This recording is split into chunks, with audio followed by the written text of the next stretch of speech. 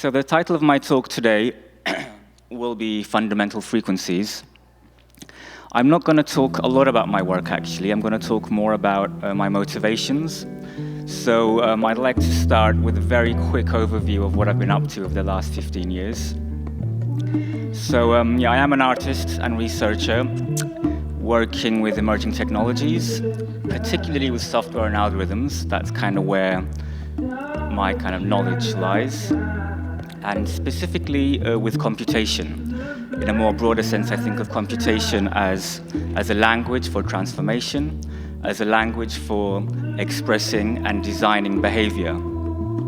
So everything you're seeing is custom software, often single-use custom software developed just for that situation, that's often somehow interactive or responsive, either to members of the public, or to performers, or to me. And thematically, I'm ultimately driven by trying to understand the nature of our reality, whether it's ourselves as humans, or the world that we live in.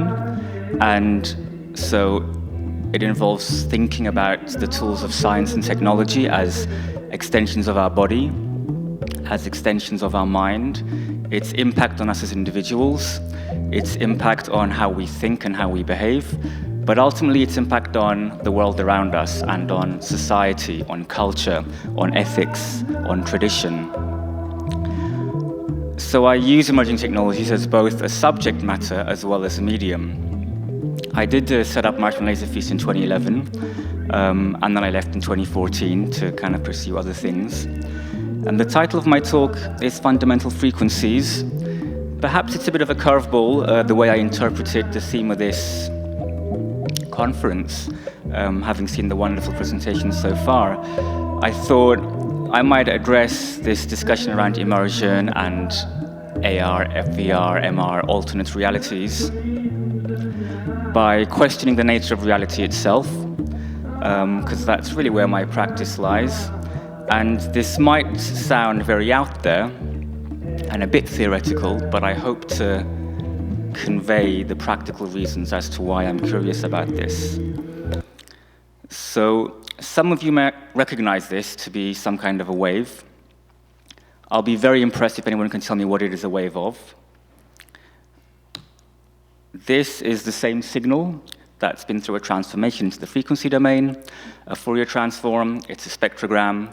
Again, if anyone can tell me what this is, I'll be very, very impressed. But when we listen to it, we know what it is. It's a piano playing a single note. And if you have a very well-trained ear, you might even recognize it to be an A, 440 hertz.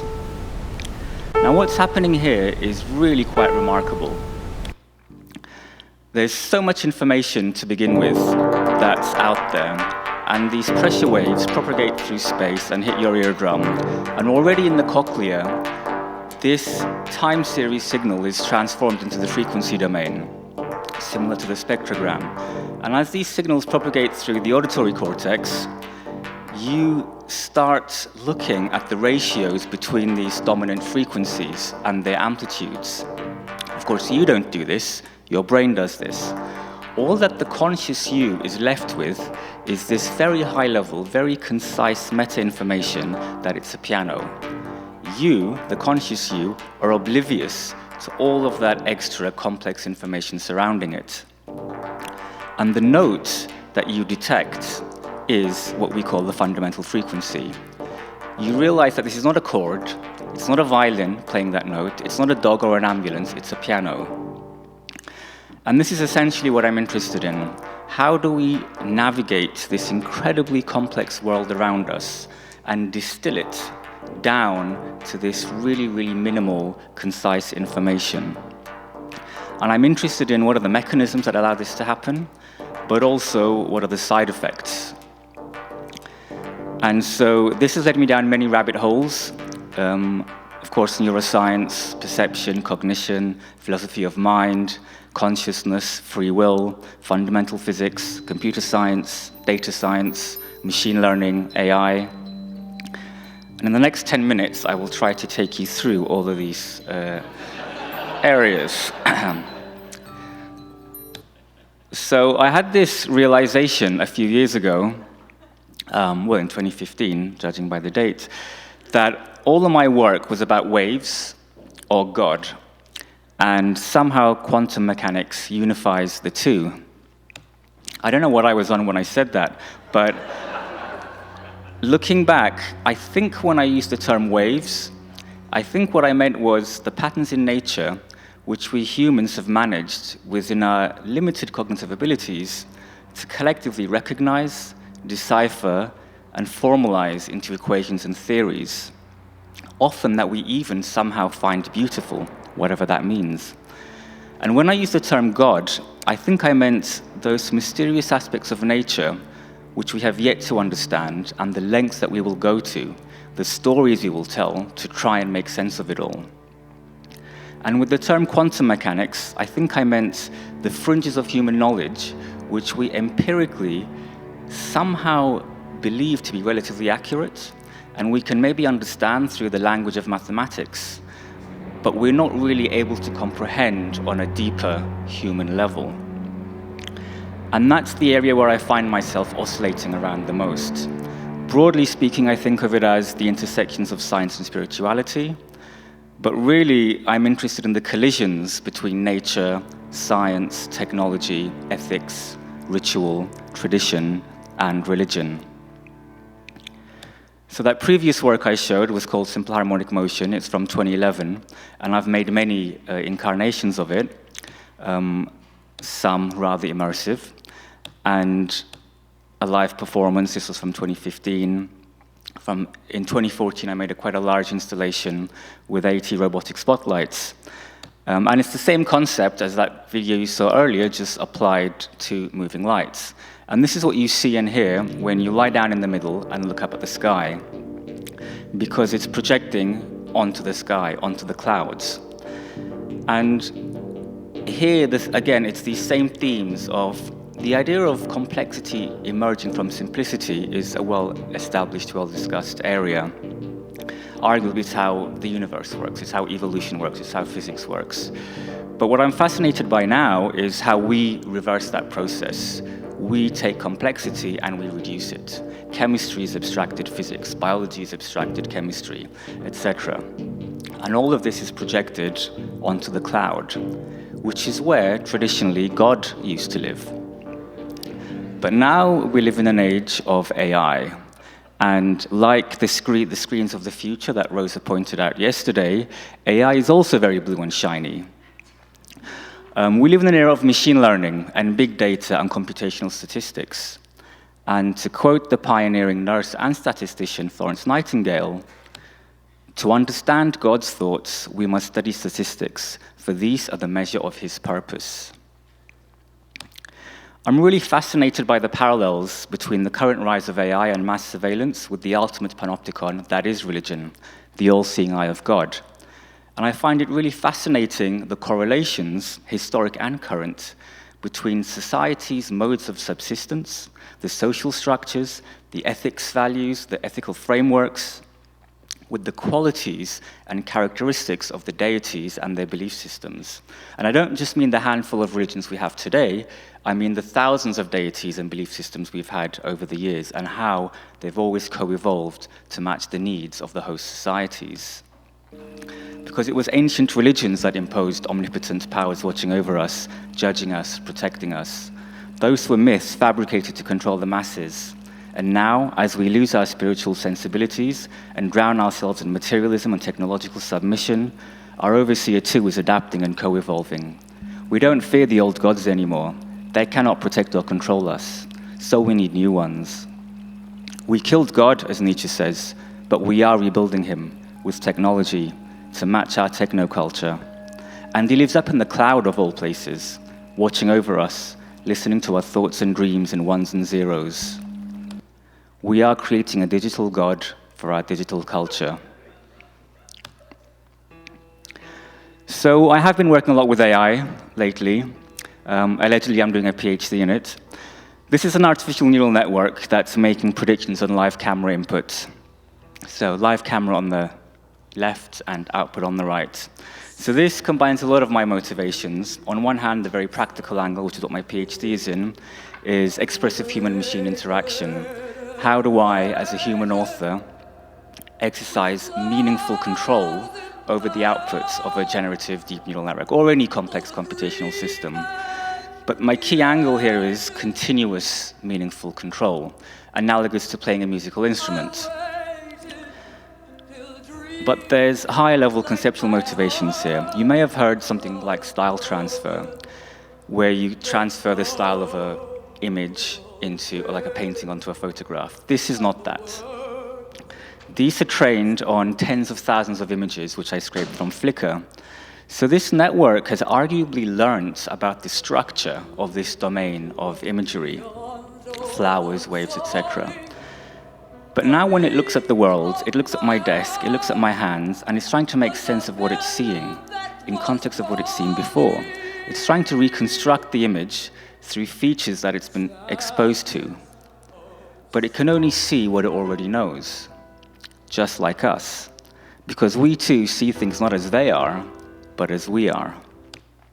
Because we are machines that yearn structure.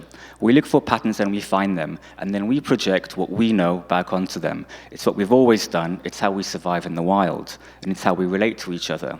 We invent rituals, algorithms of the mind, which we use to transform our mental state and emotional state to otherwise unattainable modes of being.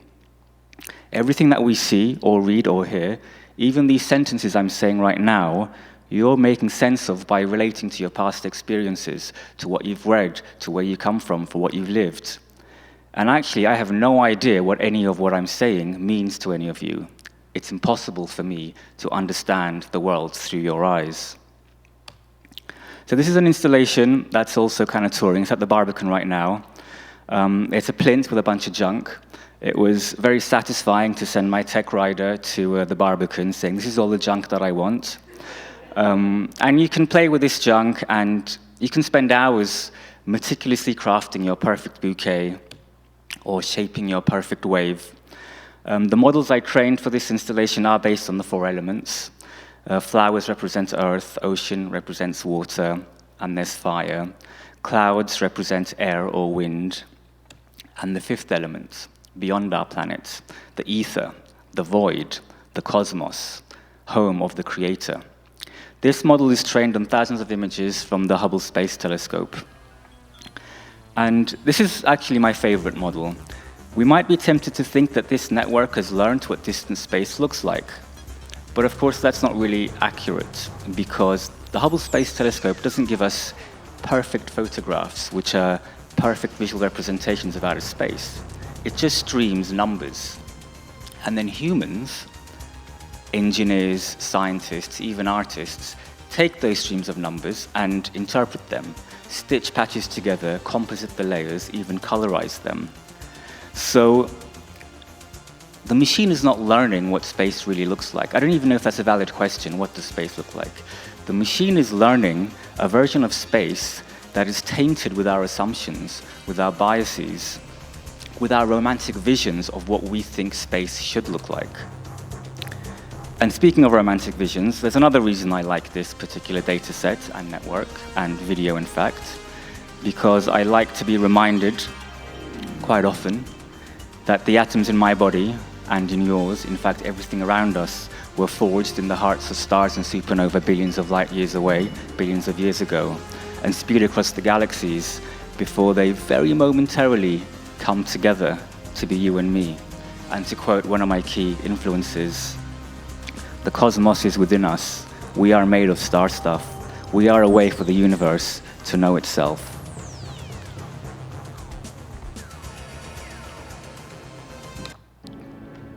This is a world of wonders.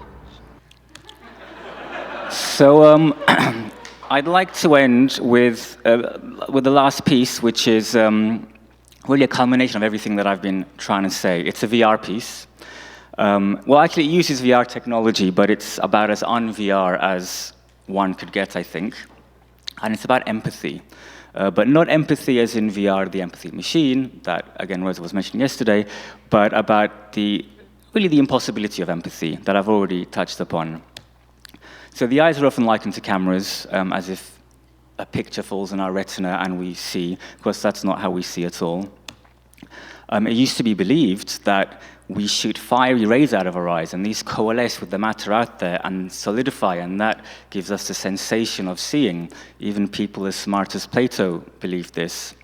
It's a really beautiful theory. Of course, it's wrong. That's not how seeing happens at all. But what I do like about this extra-mission theory of vision is it really underlines the idea that seeing is an active process. Of course, the fovea, which is actually high resolution and full color, is actually tiny. It's the size of my thumbnail at arm's length. But to me, it seems like my field of vision is really, really large. That's because, of course, my eyes are saccading. Our eyes are saccading 2 or 3 times a second. And my brain is integrating the motor signals with the signal that's coming from my eyes. We know all it is from the 60s and 70s. Alfred Yarbus did some incredible research with this torture machine. He also found that if you ask people a question, it affects the way they scan the scene. So if you ask people, what are these people talking about? How old are they? How affluent are they? It affects the way the eyes scan the scene unconsciously. So not only do we need to take actions to perceive the world, but the actions we take affects the meaning that we take from the scene in front of us. And the final thing I'll mention is binocular rivalry.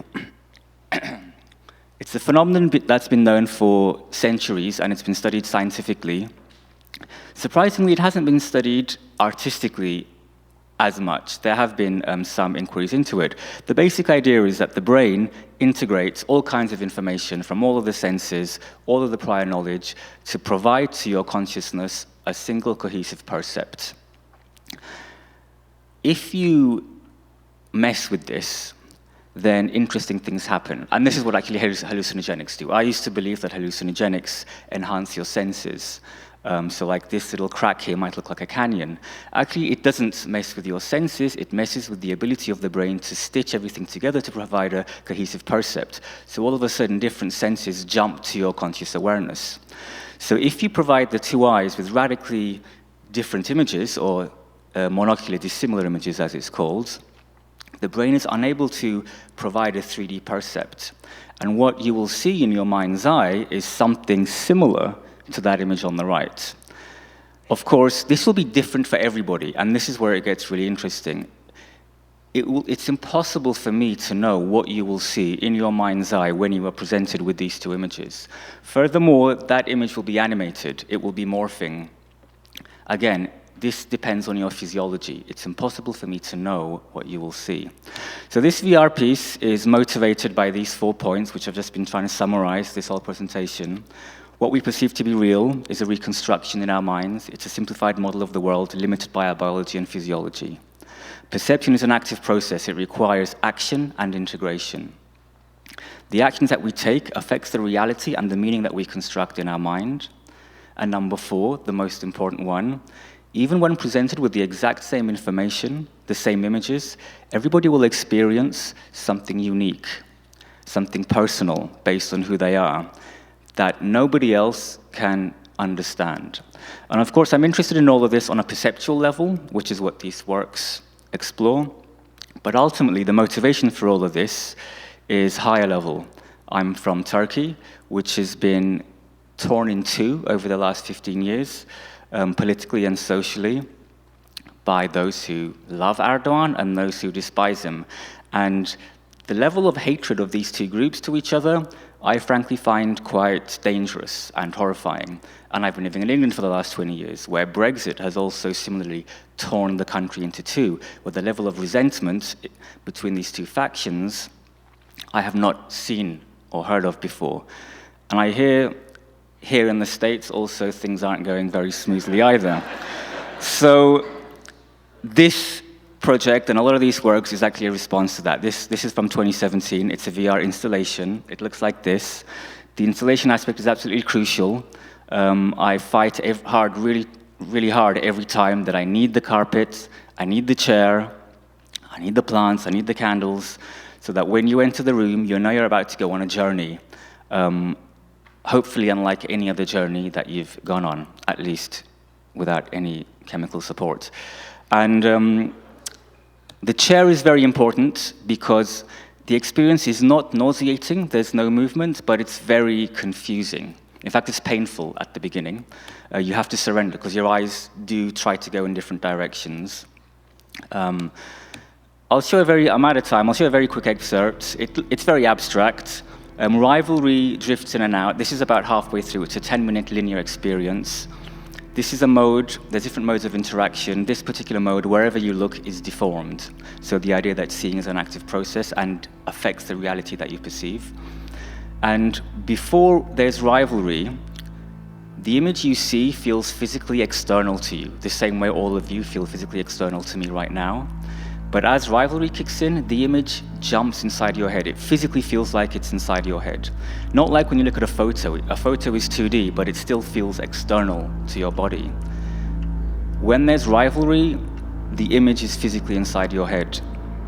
But we forget that that's how seeing actually always is. That's how reality always is. That's what truth actually always is.